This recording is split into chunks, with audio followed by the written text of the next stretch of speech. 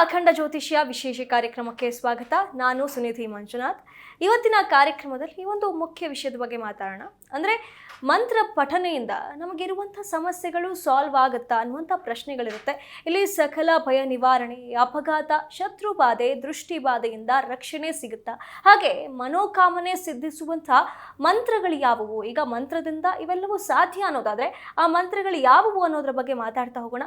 ಹಾಗೆ ಈ ದಿನದ ವಿಶೇಷತೆ ಬಗ್ಗೆ ಮಾತಾಡ್ತಾ ಹೋಗೋಣ. ಇದೆಲ್ಲದರ ಬಗ್ಗೆ ತಿಳಿಸ್ಕೊಡೋದಕ್ಕೆ ಇವತ್ತು ನಮ್ಮ ಜೊತೆ ಇದ್ದಾರೆ ಡಾಕ್ಟರ್ YSK ಆಚಾರ್ಯ ಗುರುಗಳು, ಖ್ಯಾತ ಜ್ಯೋತಿಷ್ಯರು ಮತ್ತು ಕಾಮಾಖ್ಯ ಪ್ರತ್ಯಂಗಿರ ಉಪಾಸಕರು. ಅವರನ್ನ ಕಾರ್ಯಕ್ರಮಕ್ಕೆ ಸ್ವಾಗತಿಸೋಣ. ಸ್ವಾಗತ ಗುರುಗಳೇ. ನಮಸ್ಕಾರಪ್ಪ. ಓಂ ಅಸ್ಮತ್ ಗುರುಭ್ಯೋ ನಮಃ, ಅಸ್ಮತ್ ಪರಮ ಗುರುಭ್ಯೋ ನಮಃ, ಅಸ್ಮತ್ ಸರ್ವ ಗುರುಭ್ಯೋ ನಮಃ. ಹ್ರೀಂ ಭುವನೇಶಿ ಮಹಾಮಾಯೇ ಸೂರ್ಯಮಂಡಲ ರೂಪಿಣಿ ನಮಾಮಿ ವರದಂ ಶುಭಂ ಕಾಮಾಖ್ಯ ರೂಪಿಣಿ ಶಿವೆ. ಹೈಂ ಹ್ರೀಂ ಶ್ರೀಂ ಶ್ರೀಮಾತ್ರೇ ಲಲಿತಾಂಬಿಕಾಯೈ ನಮಃ. ಶ್ರೀ ವಿಷ್ಣುರೂಪಾಯ ನಮಃ ಶಂಕರಾಯ. ಗುರುಗಳೇ, ಈ ದಿನದ ವಿಶೇಷತೆ ತಿಳಿಸಿದ ಕಾರ್ಯಕ್ರಮ ಆರಂಭಿಸಬಹುದಾ? ಖಂಡಿತ. ಓಂ ಜಟಾಧರಂ ಪಾಂಡುರಂಗಂ ಶೂಲಹಸ್తం ಕೃಪಾನಿಧಿಂ ಸರ್ವರೋಗಹರಂ ದೇವಂ ದತ್ತಾತ್ರೇಯಂ ಅಹಂ ಭಜೆ. ಓಂ ಈಶಾನಃ ಸರ್ವವಿದ್ಯಾನಾಂ ಈಶ್ವರಃ ಸರ್ವಭೂತಾನಾಂ ಬ್ರಹ್ಮಾಧಿಪತಿರ್ಬ್ರಹ್ಮಣೋಧಿಪತಿರ್ಬ್ರಹ್ಮ ಶಿವೋ ಮೇ ಅಸ್ತು ಸದಾಶಿವೋ. ಸಮಸ್ತ ವೀಕ್ಷಕರಿಗೂ, ದೇಶದ ಬೆನ್ನೆಲುಬಾದ ಪ್ರತಿಯೊಬ್ಬ ರೈತರಿಗೂ, ದೇಶವನ್ನು ಕಾಯ್ತಾ ಇರತಕ್ಕಂಥ ಎಲ್ಲ ಸೇವಾ ನಿರತರಾದಂತಹ ಸೈನಿಕರಿಗೂ, ದೇಶಕ್ಕೆ ತಮ್ಮದೇ ಆದಂಥ ಕೊಡುಗೆಯನ್ನು ಕೊಡ್ತಾ ಇರತಕ್ಕಂಥ ಎಲ್ಲ ಚಾಲಕ ಸಾರಥಿಗಳಿಗೂ, ನನ್ನ ಆರಾಧ್ಯ ಮಾತೆಯಾದ ಮಾ ಕಾಮಾಖ್ಯ ಪ್ರತ್ಯಂಗಿರ ದೇವಿಯು ನಿಮ್ಮೆಲ್ಲರ ಮನೋಕಾಮನೆಗಳನ್ನು ಸಿದ್ಧಿಸಲಿ ಅಂತೇಳಿ ಆ ಜಗದಂಬೆಯಲ್ಲಿ ಅನನ್ಯವಾಗಿ ಪ್ರಾರ್ಥಿಸಿ ಅವಳ ಅಡಿದ ಅವರಿಗೆ ವಂದಿಸಿ, ಇವತ್ತಿನ ದಿನವನ್ನು ನೋಡಿದಾಗ ಆಷಾಢ ಮಾಸದ ಶುಕ್ಲ ಪಕ್ಷದ ವಿಶೇಷವಾಗಿ ಇವತ್ತಿನ ದಿವಸ ಷಷ್ಠಿ ತಿಥಿ ಇರತಕ್ಕಂಥದ್ದು, ಇನ್ನು ಸೋಮವಾರ ಹಸ್ತ ನಕ್ಷತ್ರ ಬಂದಿರತಕ್ಕಂಥದ್ದು. ಈ ಒಂದು ನವರಾತ್ರಿ, ಗುಪ್ತ ನವರಾತ್ರಿಗಳು ನಮಗೆ 4 ನವರಾತ್ರಿಗಳು ಇರತಕ್ಕಂಥದ್ದು ಇರುತ್ತೆ. 2 ಗುಪ್ತ ನವರಾತ್ರಿಗಳು, 2 ನಮಗೆ ಪ್ರತ್ಯಕ್ಷ ನವರಾತ್ರಿಗಳು ಅಂತ 2 ಕೂಡ ಅಂತರ್ಮುಖವಾಗಿರ್ತಕ್ಕಂಥದ್ದು. ವಿಶೇಷವಾಗಿ ಮಾಘ ಮಾಸಕ್ಕೆ, ವಸಂತ ಮಾಸಕ್ಕೆ, ಮತ್ತು ಆಷಾಢ ಮಾಸಕ್ಕೆ, ಮತ್ತು ನಮ್ಮ ಇದರಲ್ಲಿ ಶರನ್ನವರಾತ್ರಿಗಳಿಗೆ ಶರದೃತಿಗೆ ಬರ್ತಕ್ಕಂಥದ್ದು. ಹಾಗಾಗಿ 2 ಪ್ರತ್ಯಕ್ಷವಾಗಿ ಕಾಣ್ತೀವಿ, 2 ಅಂತರ್ಮುಖವಾಗಿ ಆರಾಧನೆ ಮಾಡ್ತೀವಿ. ಅಂತಹ ಪರಮೋತ್ತಮವಾಗಿರ್ತಕ್ಕಂಥ ಇವತ್ತಿನ ದಿವಸ ಸ್ಕಂದಮಾತೆಯನ್ನು ಆರಾಧನೆ ಮಾಡ್ತಕ್ಕಂಥ ಒಂದು ಸುಪರ್ವ ಕಾಲ. ಅದರಲ್ಲೂ ಸೋಮವಾರ ಹಸ್ತ ನಕ್ಷತ್ರ, ನಕ್ಷತ್ರಕಾರಕನಾಗಿರ್ತಕ್ಕಂಥವನು ಚಂದ್ರನು. ವಿಶೇಷವಾಗಿ ಇವತ್ತಿನ ದಿವಸ ವಿಶೇಷವಾಗಿ ಷಷ್ಠಿ ತಿಥಿ ಇರ್ತಕ್ಕಂಥದ್ದು. ಷಷ್ಠಿ ಅಂದರೆ ನಮಗೆ ಸಹಜವಾಗಿ ಸುಬ್ರಹ್ಮಣ್ಯ ಮತ್ತು ದುರ್ಗೆಯನ್ನು ಕೂಡ ಪ್ರಾರ್ಥನೆ ಮಾಡ್ತಕ್ಕಂಥದ್ದಾಗುತ್ತೆ. ಹಾಗಿದ್ದಾಗ ಏನು ಮಾಡಬೇಕು ಅಂದರೆ, ಈ ಸೋಮವಾರದ ದಿವಸ ಹಸ್ತ ನಕ್ಷತ್ರ, ಆರಿದ್ರ ನಕ್ಷತ್ರಗಳು ಬಂದಾಗ ವಿಶೇಷವಾಗಿರ್ತಕ್ಕಂಥ ಫಲ ಸಿಗುತ್ತೆ. ಏನು ಮಾಡಬೇಕಪ್ಪ ಅಂದರೆ, ಹಸ್ತ ನಕ್ಷತ್ರಕ್ಕೆ ಮಕ್ಕಳಿಗೆ ಕಾರಕತ್ವ ಆಗ್ತಕ್ಕಂಥದ್ದು ಚಂದ್ರ ಮತ್ತು ಮನಕಾರಕನಾಗಿರ್ತಕ್ಕಂಥವನು. ಈ ಹಸ್ತ ನಕ್ಷತ್ರ ಕನ್ಯಾ ರಾಶಿಯಲ್ಲಿ ಬರ್ತಕ್ಕಂಥದ್ದಾಗುತ್ತೆ. ಈ ಕನ್ಯಾ ರಾಶಿ ಅಂದರೆ ಏನು? ಬಹಳ ಮುಖ್ಯವಾಗಿ ಚಿರ ಯುವಕರು ಹೇಗೆ ದಾರಿ ತಪ್ಪತಕ್ಕಂಥ ಒಂದು ಪದ್ಧತಿಯಲ್ಲಿ ಇವತ್ತಿನ ದಿವಸ, ಯಾಕಂದರೆ ಅವರು ಆ ಒಂದು ಸಹವಾಸ ಈ ರೀತಿಯಾಗಿ ಮಕ್ಕಳು ದಾರಿ ತಪ್ಪಿರ್ತಕ್ಕಂಥವ್ರು ಆಗಿರ್ತಾರೆ. ಮಕ್ಕಳು ಮಾತು ಕೇಳದೆ ಇರತಕ್ಕಂಥದ್ದು, ತಂದೆ ತಾಯಿಗಳನ್ನು ಧಿಕ್ಕರಿಸಿ ಎಲ್ಲೋ ಸ್ವಲ್ಪ ದಿವಸ ಮನೇಲಿ ಇರ್ತಾರೆ, ಸ್ವಲ್ಪ ದಿವಸ ಹೊರಗಡೆ ಹೋಗ್ಬಿಡ್ತಾರೆ. ತುಂಬಾ ಒಂದು ಕುಟುಂಬಗಳಲ್ಲಿ ಈ ರೀತಿ ನಡೀತಾ ಇರತಕ್ಕಂಥದ್ದು. ಯಾಕಂದ್ರೆ ಸರಿಯಾದ ವ್ಯವಸ್ಥೆಯಲ್ಲಿ ಸಂಸ್ಕಾರ ಇಲ್ಲದೆ ಇದ್ದಾಗ ಆ ಮಕ್ಕಳು ಗೊಂದಲಕ್ಕೀಡಾಗ್ತಕ್ಕಂಥದ್ದು, ದುಶ್ಚಟಗಳಿಗೆ ದಾಸರಾಗ್ತಕ್ಕಂಥವ್ರು.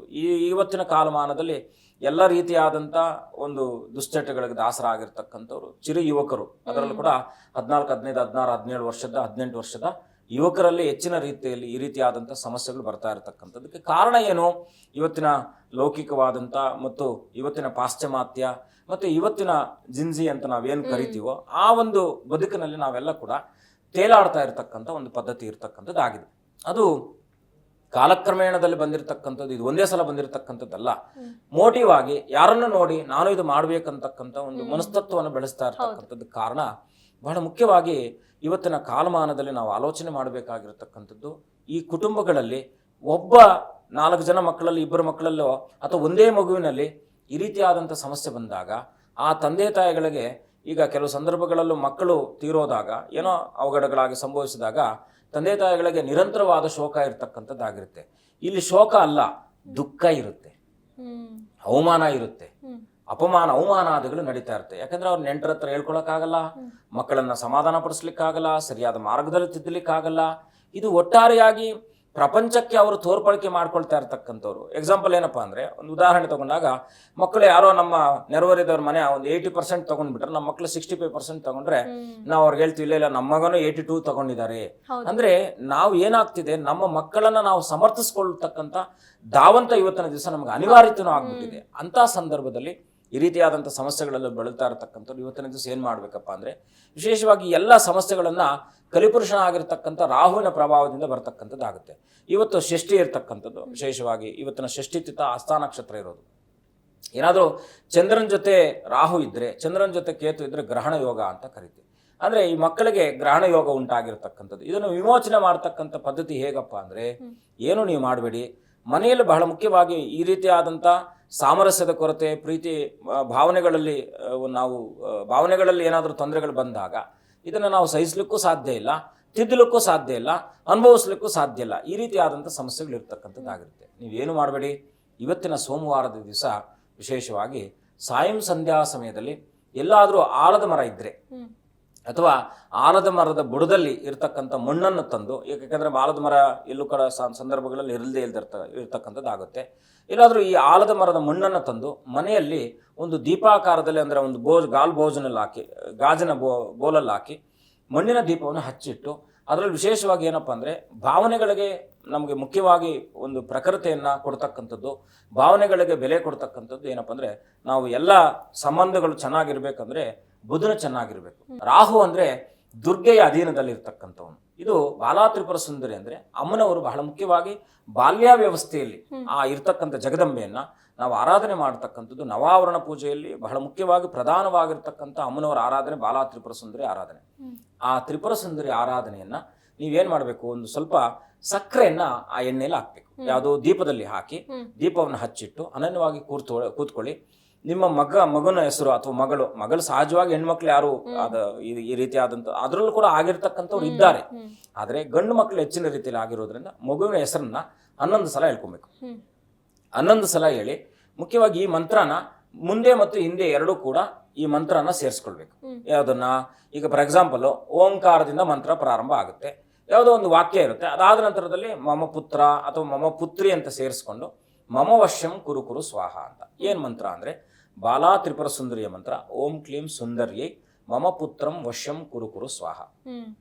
ಈ ಮಂತ್ರನ ಅವ್ರು ಹೇಳ್ಕೊಂಡು ಅನನ್ಯವಾಗಿ ಅವ್ರ ಮನಸ್ಸಿನ ಸಂಕಲ್ಪ ನೆರವೇರೋ ತನಕ ಇದನ್ನು ಮಾಡ್ತಾ ಹೋದ್ರೆ ಖಂಡಿತ ಇವತ್ತಿನ ಪ್ರಾರಂಭದಲ್ಲಿ, ಈ ಒಂದು ಪ್ರಾರಂಭಿಸಿದಂಥ ದಿನದಿಂದ ಆದಿಯಾಗಿ ಅತಿ ಶೀಘ್ರವಾಗಿ ಅವರಿಗೆ ಅರಿವಿಲ್ಲದಾಗಿ ಅವನ ಮಗನ ವರ್ತನೆಯಲ್ಲಿ ಬದಲಾವಣೆ ಆಗ್ತಕ್ಕಂಥದ್ದಾಗಿರುತ್ತೆ. ಹೆಚ್ಚಿನ ರೀತಿಯಲ್ಲಿ ಸ್ನೇಹಿತರು ಇರ್ತಾರೆ, ಅವ್ರನ್ನ ಅವನೇ ಕಟ್ ಅಂದರೆ ಮೆಚುರಿಟಿನ ಬೆಳೆಸ್ತಕ್ಕಂಥದ್ದಾಗುತ್ತೆ. ಇದನ್ನ ಅವರು ಪ್ರತಿ ಸೋಮವಾರ ಮಾಡ್ತಾ ಹೋದರೆ ಖಂಡಿತವಾಗಿ ಅವರ ಮನಸ್ಸಿನ ಬದಲಾವಣೆ ಖಂಡಿತ ಆಗುತ್ತೆ.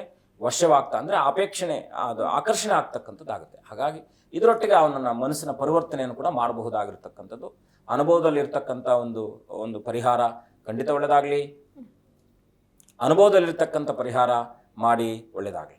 ಗುರುಗಳೇ, ಈಗ ನೀವು ಮಂತ್ರದ ಬಗ್ಗೆ ಹೇಳ್ತಾ ಇದ್ರಿ, ಮಂತ್ರದಿಂದ ಏನೆಲ್ಲ ಸಾಧ್ಯ ಅಂತೇಳಿ. ಹಾಗೆ ನಾವು ಪ್ರತಿದಿನ ಕೆಲವೊಂದಿಷ್ಟು ಸಮಸ್ಯೆಗಳನ್ನು ಎದುರಿಸ್ತಿರ್ತೀವಿ ಅಂತಂದರೆ ಭಯ ನಿವಾರಣೆ ಆಗಲಿ, ಇದಕ್ಕೆ ಮಂತ್ರದಿಂದ ಪರಿಹಾರ ಇದೆಯಾ? ಮಂತ್ರ ಪಠಣೆಯಿಂದ ಭಯ ನಿವಾರಣೆ ಆಗಲಿ, ದೃಷ್ಟಿ ದೋಷ ಆಗಲಿ, ಅಪಘಾತವಾಗಲಿ, ಇಂಥ ಸಮಸ್ಯೆಗಳಿಗೆ ಪರಿಹಾರ ಸಿಗುತ್ತಾ? ಸಿಗೋದಾದರೆ ಯಾವ ಮಂತ್ರದಿಂದ ಸಿಗುತ್ತೆ ಗುರುಗಳೇ?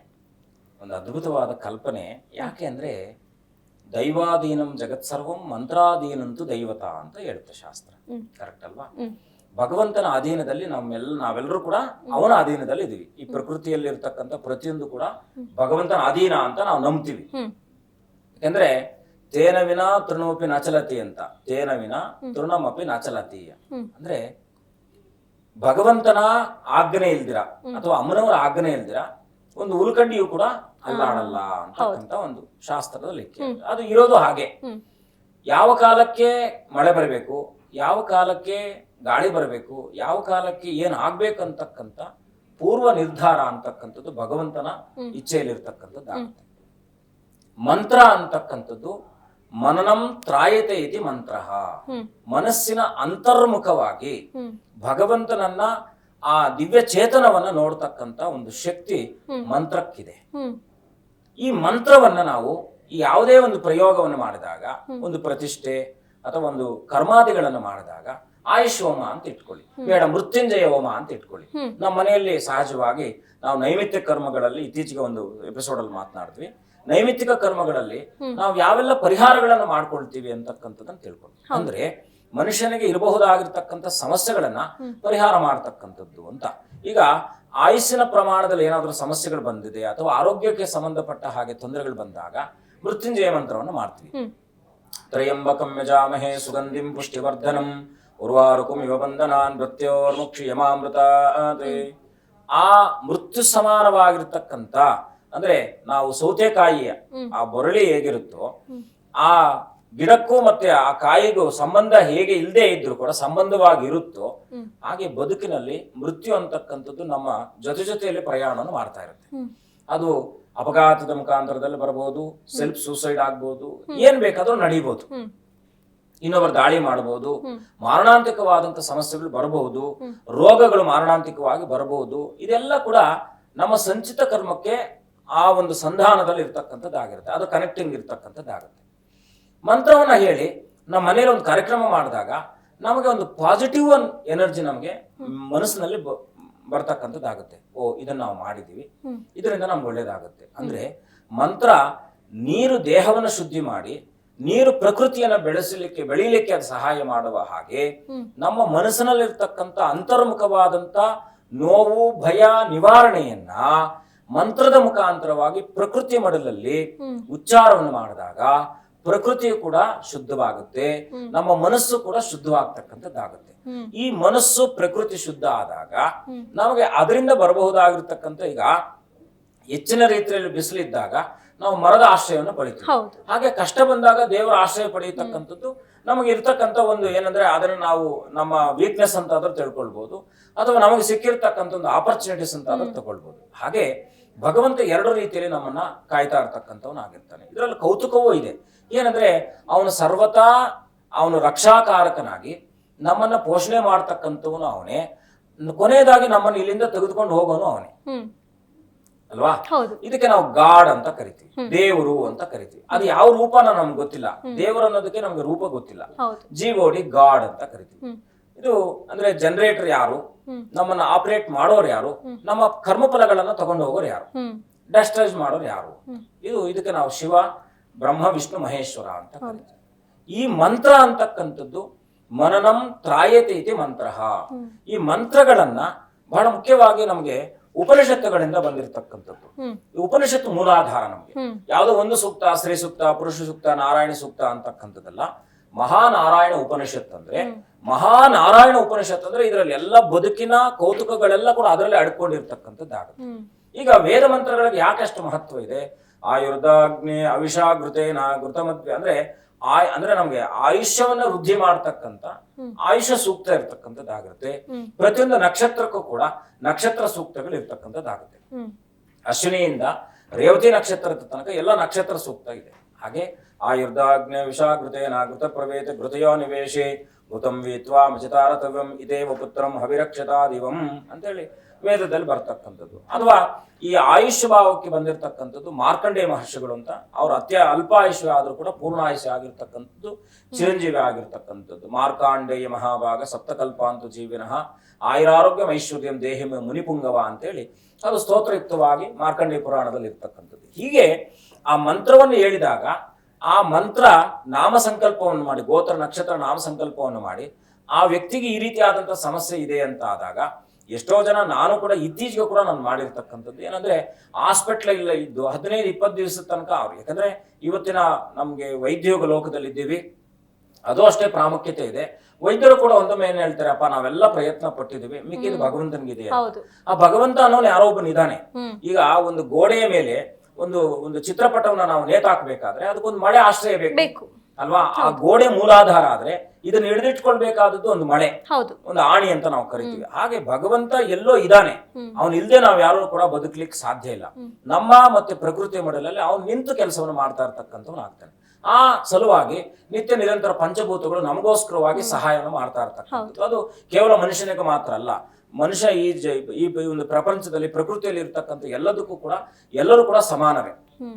ಮರ ಗಿಡದಿಂದ ಆದಿಯಾಗಿ ಪ್ರಾಣಿ ಪಕ್ಷಿಗಳಿಂದ ಆದಿಯಾಗಿ ಮನುಷ್ಯನ ತನಕ ಎಲ್ಲರೂ ಸಮಾನರಾಗಿರ್ತಕ್ಕಂಥವ್ರು. ಹಾಗಾಗಿ ಈ ಮಂತ್ರ ಅಂತಕ್ಕಂಥದ್ದು ಆಯಾಯ ಸಂದರ್ಭಕ್ಕನುಸಾರವಾಗಿ ಸಮಸ್ಯೆಗಳು ಬಂದಾಗ, ಈಗ ನವಗ್ರಹ ಸೂಕ್ತ ಬರುತ್ತೆ, ನವಗ್ರಹ ಸೂಕ್ತವನ್ನು ಪಠನೆ ಮಾಡಿ, ಅಥವಾ ಯಾವುದೋ ಶುಕ್ರಾದಿತ್ಯ ಸಂಧಿ ಶಾಂತಿ, ಗುರುರಾಹು ಸಂಧಿ ಶಾಂತಿ, ಕುಜರಾಹು ಸಂಧಿ ಶಾಂತಿಗಳು ಬಂದಾಗ ಆ ಸಂಧಿಯ ಸಮಯ ಕಾಲದಲ್ಲಿ ಬರಬಹುದಾದಂಥ ಆ ಒಂದು ದುರ್ಘಟನೆಗಳಿಗೇನಿದ್ದಾವೋ ಅದರ ನಿಮಿತ್ತವಾಗಿ ಪರಿಹಾರಕ್ಕೋಸ್ಕರವಾಗಿ ಒಂದಷ್ಟು ಜಪವನ್ನು ಮಾಡ್ತೀವಿ. ಕಲಿಯುಗದಲ್ಲಿ ಜಪ ದಾನಕ್ಕೆ ಅತ್ಯಂತ ಶ್ರೇಷ್ಠ ಫಲಪ್ರದವಾಗಿರ್ತಕ್ಕಂಥದ್ದಾಗಿರುತ್ತೆ. ಹಾಗಾಗಿ ಕಲಿಯುಗದಲ್ಲಿ ಜಪಕ್ಕೆ ದಾನಕ್ಕೆ ವಿಶೇಷವಾಗಿರ್ತಕ್ಕಂಥ ಶಕ್ತಿ ಇರ್ತಕ್ಕಂಥದ್ದು. ಹಾಗಾಗಿ ನಾವು ಏನೇ ಒಂದು ಕೆಲಸವನ್ನು ಮಾಡಬೇಕಾದ್ರೂ, ಈಗ ಮನೋಕಾಮನೆ ಇರ್ಬೋದು, ಅವಘಡಾದಿಗಳು ಸಂಭವಿಸದೇ ಇರ್ಬೋದು, ಅದನ್ನ ತಡಿಲಿಕ್ಕೋಸ್ಕರವಾಗಿ ರಕ್ಷಾ ಕವಚವಾಗಿ, ಈಗ ಅಮ್ಮನವ್ರದ್ದು ಸಾಕಷ್ಟು ಎಲ್ಲ ದೇವತೆಗಳ ರಕ್ಷಾ ಅಂದ್ರೆ ಕವಚ ಅಂತ ಬರುತ್ತೆ.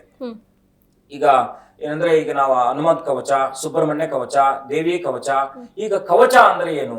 ನಮ್ಮನ್ನ ಎಲ್ಲ ಶಿರೋಭಾಗದಿಂದ ಆದಿಯಾಗಿ ಕೊನೆಯ ನಮ್ಮ ನಖಶಿಕ ತನಕ ಇರುವ ಎಲ್ಲ ಅಂಗಾಂಗಗಳನ್ನ, ಎಲ್ಲ ದಿಕ್ಕುಗಳಲ್ಲಿ ಇರ್ತಕ್ಕಂಥ ಅಂಗಾಂಗಗಳನ್ನ ರಕ್ಷಣೆ ಮಾಡತಕ್ಕಂಥ ಒಂದೊಂದು ದೇವತೆಗಳ ಹೆಸರುಗಳನ್ನು ಹೇಳ್ತಕ್ಕಂಥದ್ದು, ಅದಕ್ಕೆ ನಾವು ಕವಚ ಅಂತ ಕರಿತೀವಿ. ಈ ಕವಚ ಅಂದ್ರೆ ಏನು? ನಮ್ಗೆ ಸ್ವೆಟರ್ ಹಾಕೊಳ್ಳುವ ಹಾಗೆ.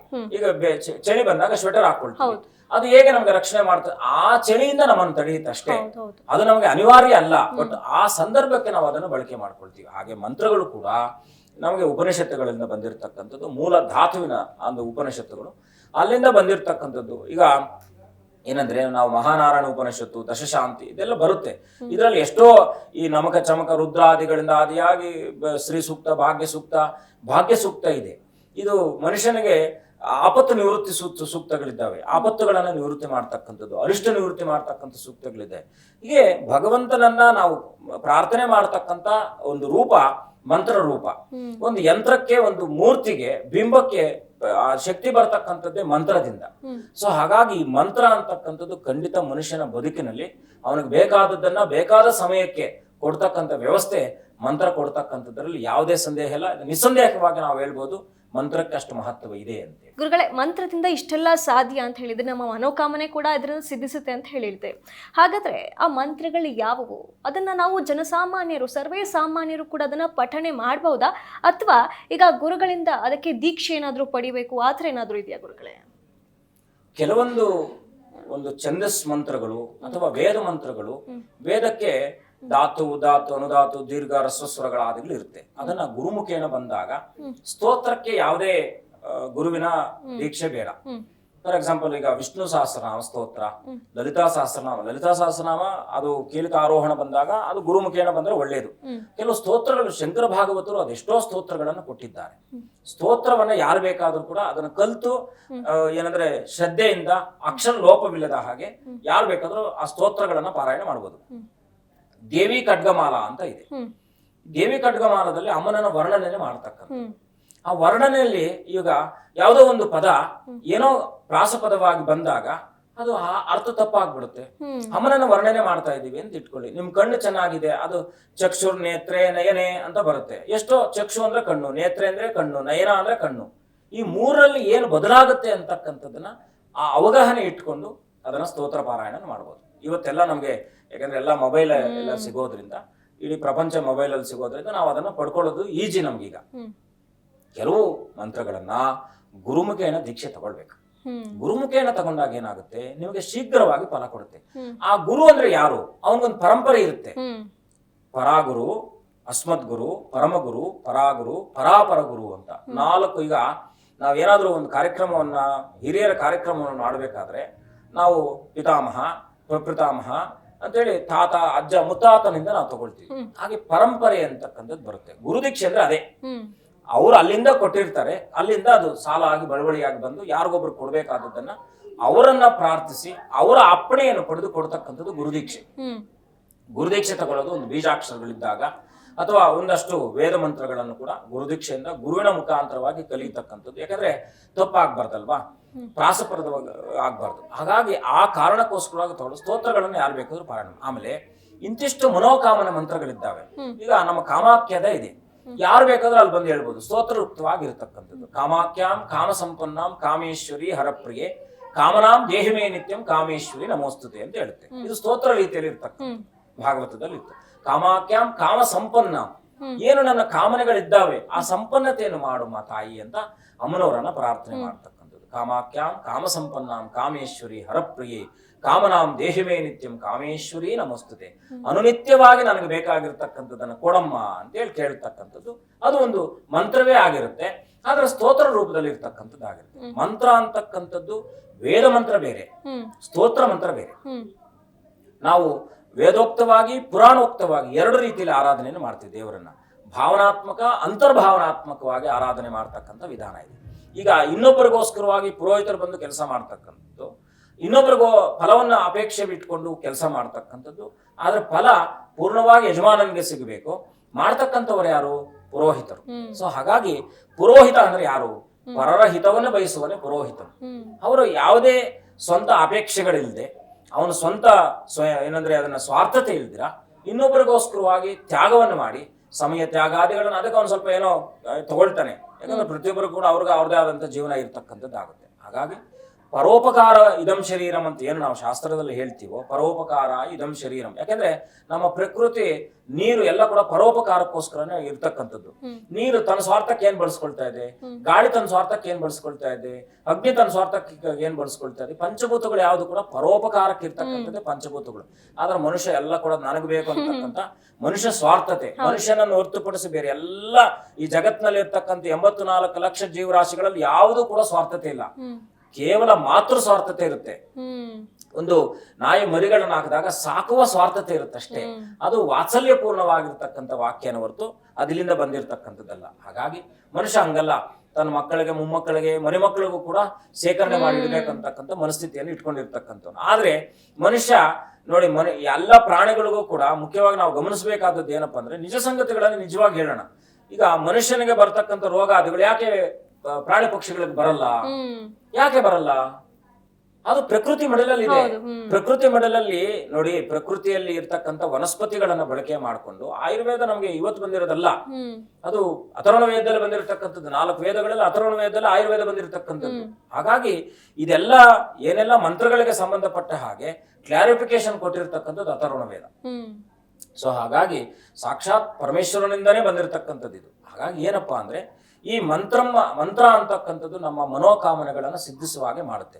ಬಹಳ ಮುಖ್ಯವಾಗಿ ಏನು ಅಂದ್ರೆ, ನಾವೀಗ ಶತ್ರುಬಾಧೆ ಇದೆ ಅಂತ ಇಟ್ಕೊಳ್ಳಿ. ಶತ್ರುಬಾಧೆಗೆ ತುಂಬಾ ರೀತಿಯಾದಂತ ಪೂಜಾ ವಿಧಾನಗಳನ್ನ ಅನುಷ್ಠಾನಗಳನ್ನ ಮಾಡ್ತೀವಿ.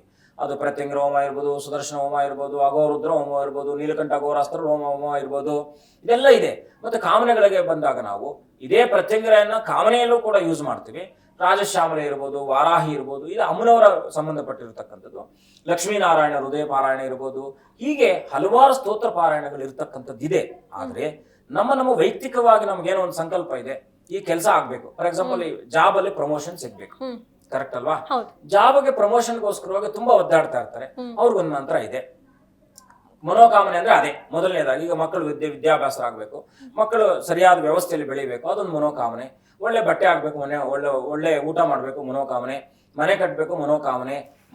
ಎಲ್ಲ ಈ ಮನೋಕಾಮನೆಗಳಂತಕ್ಕಂಥದ್ದು ನಮಗೆ ಬೇಕಾಗಿರ್ತಕ್ಕಂಥ ಪಾರ್ಚನ್ನ ಹೆಚ್ಚಿಸ್ಕೊಳ್ತಕ್ಕಂಥದ್ದನ್ನ ಮನೋಕಾಮನೆ ಅಂತ ಕರಿತೀವಿ. ನಾನು ಹೊಸ ಕಾರ್ ತಗೊಳ್ಬೇಕನ್ನೋದು ಒಂದು ಮನೋಕಾಮನೆ, 2 ವೀಲರ್ ತಗೊಳ್ಬೇಕನ್ನೋದು ಒಂದು ಮನೋಕಾಮನೆ, ಬಂಗಾರ ತಗೊಳ್ಬೇಕನ್ನೋದು ಮನೋಕಾಮನೆ, ಹೆಣ್ಮಕ್ಳು ಬಟ್ಟೆ ತಗೊಳ್ಬೇಕು, ವಸ್ತ್ರ ತಗೊಳ್ಬೇಕು ಅನ್ನೋದು ಮನೋಕಾಮನೆ.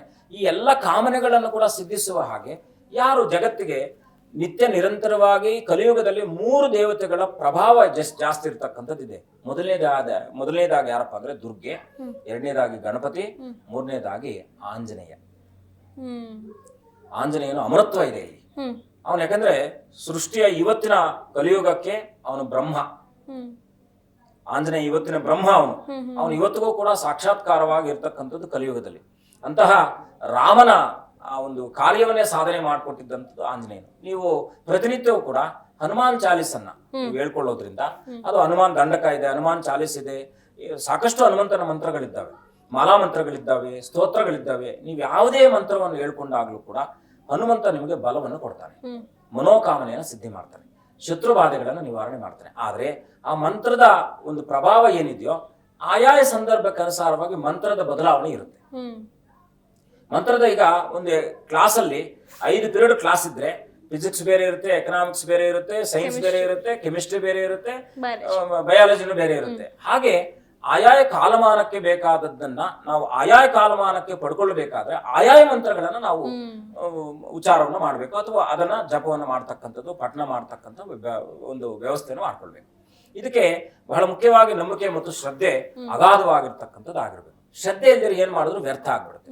ಅಂದ್ರೆ ಏನ್ ಮಾಡ್ಬೇಕು? ಫಾರ್ ಎಕ್ಸಾಂಪಲ್ ಈಗ ಏನಪ್ಪಾ ಅಂದ್ರೆ, ನಾನು ಪ್ರಾರಂಭದಲ್ಲಿ ತಿಳಿಸಿದ ಹಾಗೆ ಆಂಜನೇಯ ಅಂತಕ್ಕಂಥವನು ಬುದ್ಧಿರ್ ಬಲಂ ಯಶೋ ಧೈರ್ಯಂ ನಿರ್ಭಯತ್ವಂ ಅರೋಗತಾಂ ಅಜಾಡ್ಯಂ ವಾಕ್ಪಟುತ್ವಂಚ ಹನುಮತ್ ಸ್ಮರಣಾಂ ಭವೇತ್ ಅಂತ ಹೇಳುತ್ತೆ. ಹನುಮಂತನ ನಿರಂತರ ಸ್ಮರಣೆಯಿಂದ ಬುದ್ಧಿ ಹೆಚ್ಚುತ್ತೆ, ಬುದ್ಧಿಯಿಂದ ಬಲ ಹೆಚ್ಚಾಗುತ್ತೆ, ಬಲದಿಂದ ಯಶೋ ಹೆಚ್ಚಾಗುತ್ತೆ, ಯಶಸ್ಸು ಸಿಗುತ್ತೆ, ಯಶಸ್ಸಿನಿಂದ ಬುದ್ಧಿರ್ ಬಲಂ ಯಶಸ್ಸು ಬಂದಾಗ ಧೈರ್ಯನೂ ಹೆಚ್ಚಾಗುತ್ತೆ, ಧೈರ್ಯ ಹೆಚ್ಚಾದಾಗ ನಿರ್ಭಯತ್ವ ಬರುತ್ತೆ, ನಾನು ಇದನ್ನು ಸಾಧಿಸ್ತೀನಿ ಅಂತಕ್ಕಂಥದ್ದು. ಅಜಾಡ್ಯಂ, ನಮ್ಮಲ್ಲಿ ಇರ್ತಕ್ಕಂಥ ಅಜಾಡ್ಯ ಸೋಮಾರಿತನ ಹೋಗುತ್ತೆ, ಸೋಂಬೇರಿತನ ಹೊರಟೋಗುತ್ತೆ. ಈ ಮಂತ್ರದ ಪಠನೆಯಿಂದ ಬುದ್ಧಿರ್ ಬಲಂ ಯಶೋ ಧೈರ್ಯಂ ನಿರ್ಭಯತ್ವಂ ಅರೋಗತಾಂ ಅಜಾಡ್ಯಂ ವಾಕ್ಪಟುತ್ವಂಚ ಹನುಮತ್ ಸ್ಮರಣಾಂ ಭವೇತ್. ಯಾರು ಬೇಕಾದ್ರೂ ಹೇಳ್ಕೊಳ್ಬೋದು. ಗುರು ದೀಕ್ಷೆ ಬೇಡ, ಮಂತ್ರ ದೀಕ್ಷೆ ಬೇಡ, ಎಲ್ಲ ಕಡೆ ಸಿಗುತ್ತೆ. ನೀವು ಹೇಳುವಂತ ಮನಸ್ಥಿತಿ ಬೆಳೆಸ್ಕೊಳ್ಬೇಕಷ್ಟೇ. ಆವಾಗ ಏನಾಗುತ್ತೆ, ನಮ್ಗೇನೇನ್ ಸಿಕ್ತು, ಈ ಮನೋಕಾಮನೆ ಪೂರ್ವಕವಾಗಿ 11 ಸಲ ಪ್ರತಿನಿತ್ಯವೂ ಕೂಡ ಈ ಮಂತ್ರನ 11 ಬಾರಿ ಹೇಳ್ಕೊಳ್ಳೋದ್ರಿಂದ ಮನೋಕಾಮನೆ ಸಿಗುತ್ತೆ. ಇನ್ನು ಕೆಲಸಕ್ಕೆ ಬರೋಣ. ತಮಸ್ಮಿನ್ ಕಾರ್ಯ ನಿರ್ಯೋಗೆ ಪ್ರಮಾಣಂ ಹರಿಸತ್ತಮ ಹನುಮಾನ್ ಯತ್ನಮಾಸ್ತಾಯ ದುಃಖ ಕ್ಷಯ ಕರೋ ಭವೇತ್. ಅಂದ್ರೆ ನಾವು ಇದನ್ನ ಎರಡನೇ ರೀತಿಯಲ್ಲಿ ನಾವು ನೋಡಿದಾಗ ಏನಪ್ಪಾ ಅಂದ್ರೆ, ಅಪಘಾತಗಳು ಸಂಭವಿಸೋದು, ಅವಮಾನಗಳಾಗ್ತಕ್ಕಂಥದ್ದು, ಸರಿಯಾದ ವ್ಯವಸ್ಥೆ ಸಿಗದೆ ಇದ್ದಾಗ, ತಮಸ್ಮಿನ್ ಕಾರ್ಯ, ಏನ್ ಕೆಲಸದಲ್ಲಿ ನಮ್ಗೆ ಪ್ರಗತಿ ಕಾಣ್ತಾ ಇಲ್ಲ ಅಂತ ಆದಾಗ, ತಮಸ್ಮಿನ್ ಕಾರ್ಯ ನಿರ್ಯೋಗೆ ಪ್ರಮಾಣಂ ಹರಿಸತ್ತಮ ಹನುಮಾನ್ ಯತ್ನಮಾಸ್ತಾಯ ದುಃಖ ಕ್ಷಯ ಕರೋ ಭವೇತ್. ಈ ಮಂತ್ರ ಹೇಳ್ಕೊಂಡಾಗ ಅವ್ರಿಗೇನೆಲ್ಲ ದುಃಖ ಕ್ಷಯವಾಗುತ್ತೆ, ದುಃಖ ಕಡಿಮೆ ಆಗುತ್ತೆ, ಅವ್ರಿಗೆ ಒಳ್ಳೆ ರೀತಿಯಾದಂತ ಬದುಕು ಸಿಗ್ತಕ್ಕಂಥದ್ದಾಗಿರುತ್ತೆ. ಇನ್ನ ನಾವು ಉದ್ಯೋಗಕ್ಕೆ ಸಂಬಂಧಪಟ್ಟ ಹಾಗೆ, ಉದ್ಯೋಗವನ್ನ ನಮ್ಗೆ ಬೇಕು ಅಂತ ಇರುತ್ತೆ, ಉದ್ಯೋಗದಲ್ಲಿ ಪ್ರಮೋಷನ್ ಸಿಗ್ತಾ ಇಲ್ಲ, ಉದ್ಯೋಗಕ್ಕೆ ಸಮಸ್ಯೆ ಆಗ್ತಾ ಇದೆ ಅಂತ ಆದಾಗ, ಕೆಲಸಕ್ಕೆ ಸಂಬಂಧಪಟ್ಟ ಹಾಗೆ ಯಾವುದು ಅಸಾಧ್ಯ ಆಗ್ತಾ ಇದೆ, ಸಾಧ್ಯ ಆಗ್ತಾ ಇಲ್ಲ ನಮಗೆ, ಅದನ್ನ ನಾವು ಅಸಾಧ್ಯವಾದದ್ದನ್ನ ಸಾಧ್ಯ ಮಾಡ್ಕೊಳ್ಳಲಿಕ್ಕೆ ಈ ಮಂತ್ರ ಇದೆ. ಅಸಾಧ್ಯ ಸಾಧಯ ಸ್ವಾಮಿನ್ ಅಸಾಧ್ಯಂ ತವ ಕಿಂ ವದ ರಾಮದೂತ ಕೃಪಾ ಸಿಂಧು ಮತ್ ಕಾರ್ಯಂ ಸಾಧಯ ಪ್ರಭೋ. ಇದೇನು?